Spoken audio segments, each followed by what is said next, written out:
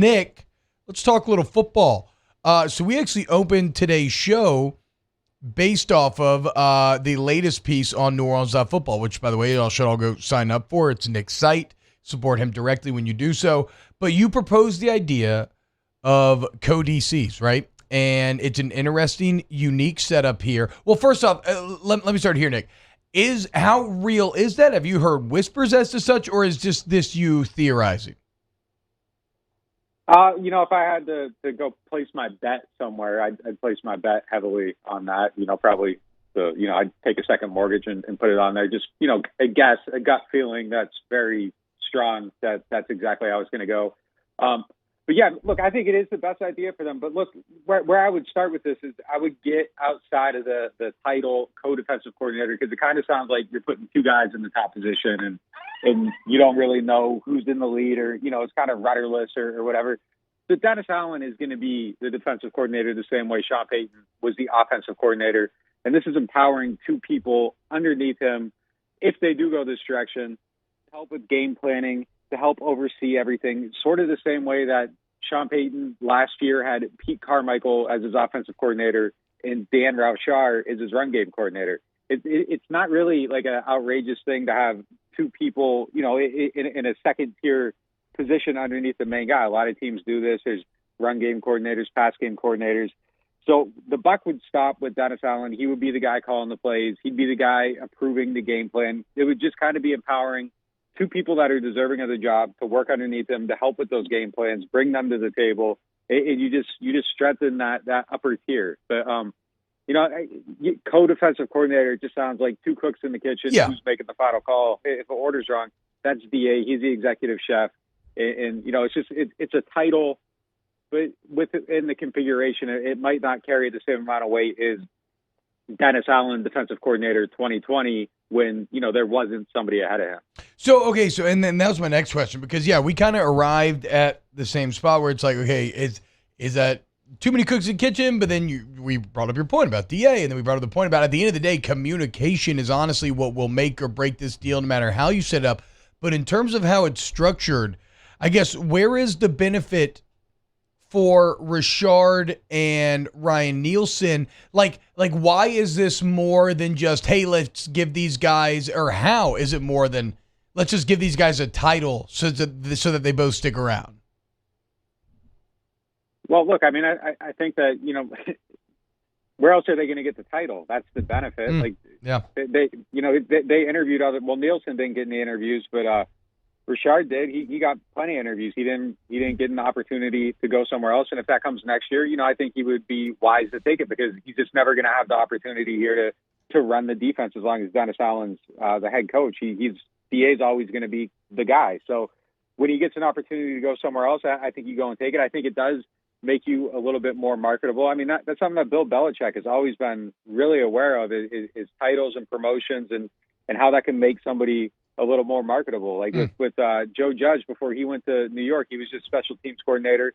The year before, they added wide receivers to his mix, and that somehow made him more appealing as a head coach candidate, and he got another job. So I think it makes both these guys a little more marketable. For Nielsen, he gets his first step into that role. It makes him more marketable as well. He learns how to be a defensive coordinator. He becomes part of the game planning process.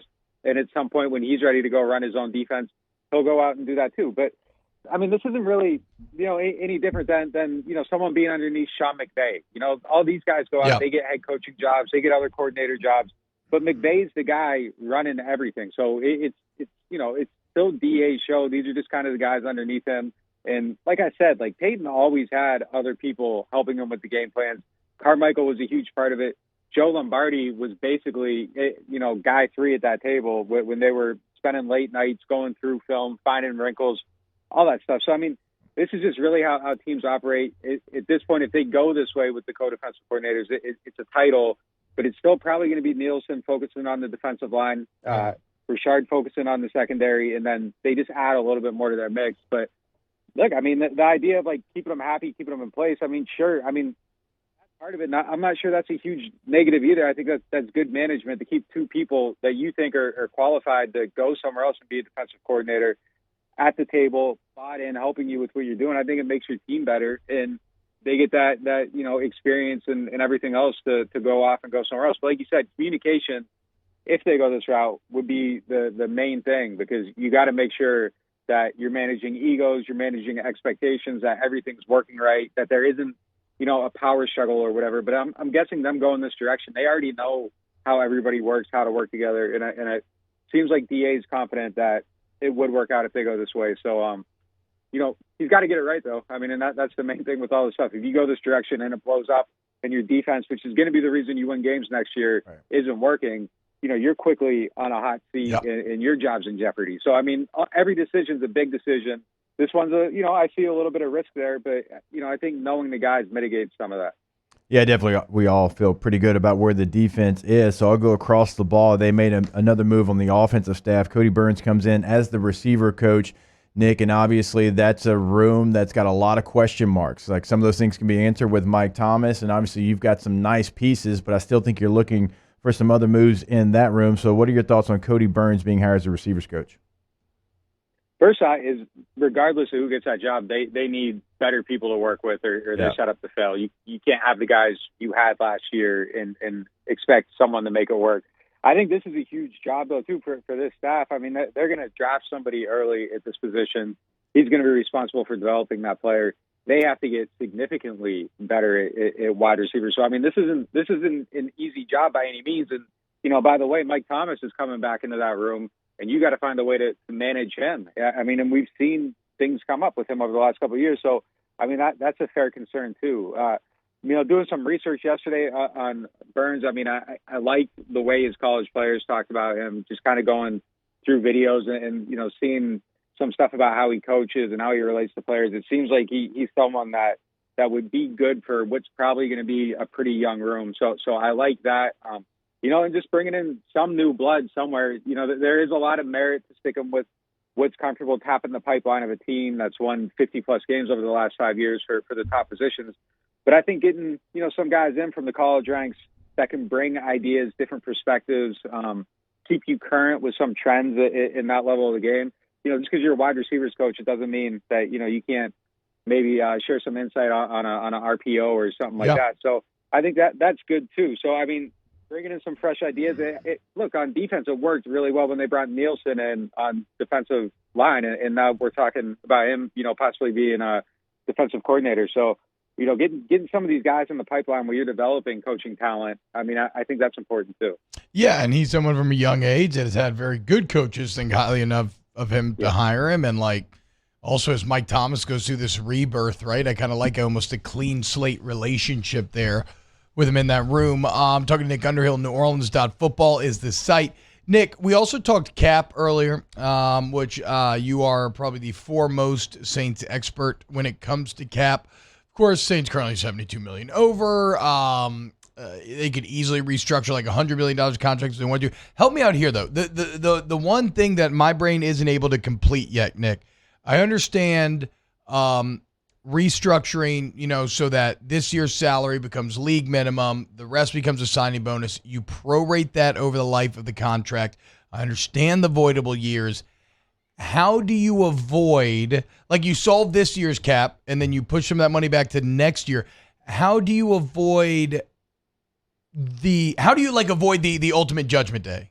Like the day where, this is where all the chickens come home to roost, and you pushed it so far down that everybody's contracts are timing up as such that you're just way over this year and hard cuts got to be made. How do you avoid that?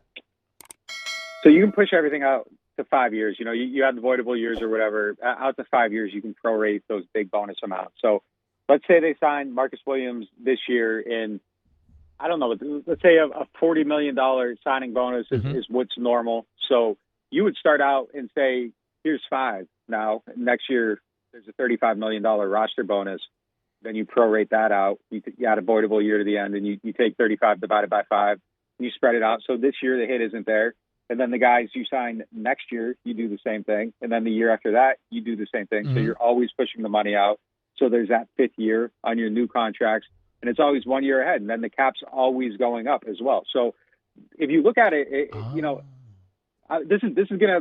I'm not gonna express this properly, but if you look at it, okay, so the cap's always going up, right? Yes. So if you sign somebody now at a price, then next year you're actually paying the bill.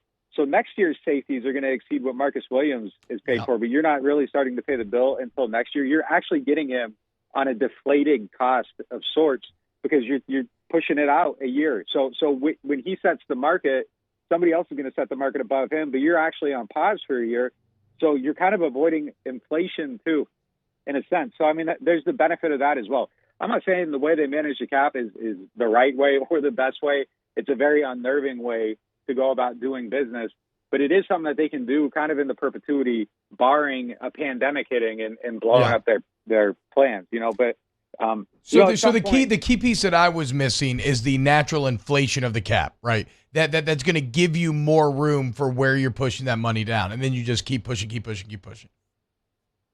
Like that too. Like if you're signing him in your quarterback's 20% of the cap, and then you're pushing it out. Well, that money, when the cap goes up, now 20% is actually 17%, and then the next year, it's 15%. And there is some like weird little benefit to that as well, just because you're not paying that price at the time. So, like I said, I mean, at some point, someone will probably want to clean it up. Your team gets bad enough that it doesn't become smart to continue to keep pushing it, and you just kind of do that little bit of a reset for a year or two.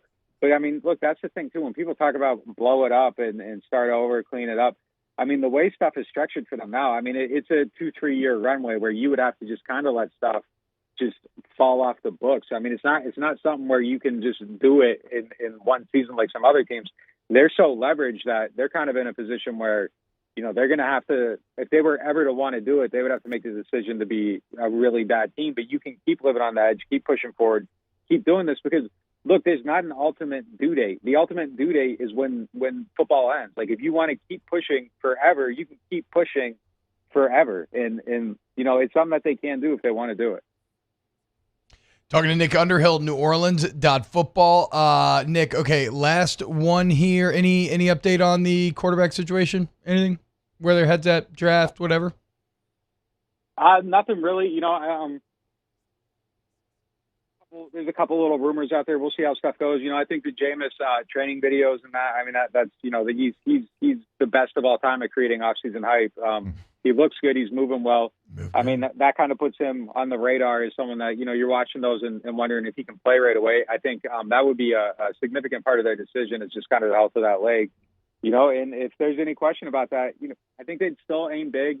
That's kind of the thing that's still floating out there, the possibility of doing something big. And then if, that doesn't work, I think then you're looking at someone like Teddy Bridgewater who is going to not make a lot of mistakes. The one thing, that I'm curious to see is just ultimate decision because defensive coach now, and he's not going to want somebody that's going to make mistakes. His biggest things are probably going to be protecting the ball, giving his defense a chance to win games, not putting undue stress on them and playing smart football on offense. I think they'll still be aggressive and attacking and all that, but I think that there's going to be a difference in the level of risk going from an offensive coach to a defensive coach. I think, that puts somebody like Teddy like squarely in the radar. He's someone that can operate in the system, not make a lot of mistakes. He knows what he's doing. And, I think that he would be appealing if, some of these other things don't work out. Real quick, does the fact that Jameis is on the books already for $4 million this year change? Like, does that influence any decision making? Do you think? No. Okay, perfect. Nick Underhill, NewOrleans.football. Nick_Underhill, the absolute best man. Go sign up for the site today. Obviously, as you can see, a crazy offseason ahead, and Nick's going to keep you locked in throughout the entire time. Thank you so much, Nick. I think he hung up. Okay, cool. We will talk to Nick again next week. So that was the piece I was missing. That's how the math makes sense. It's the rising cap. And that's why during the pandemic, they actually had to cut Jenkins and everybody else was simply because they would have never accounted for the cap going down. Yeah. And it never will go down unless, there's World War III.